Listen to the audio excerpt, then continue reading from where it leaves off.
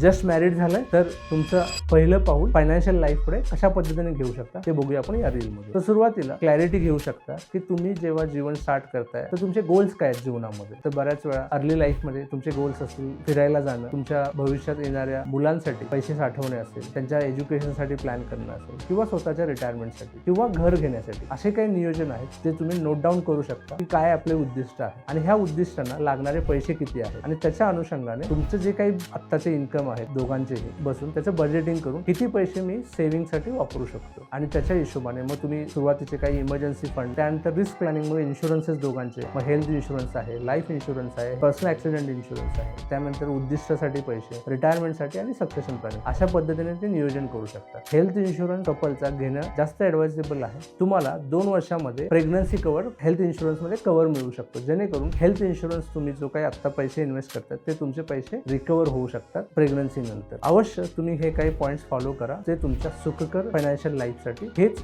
डिटेलमध्ये अंडरस्टँड करून जर घ्यायचं असेल तर माझ्या बायोमध्ये लिंक आहे, कनेक्ट करा आमच्यासोबत.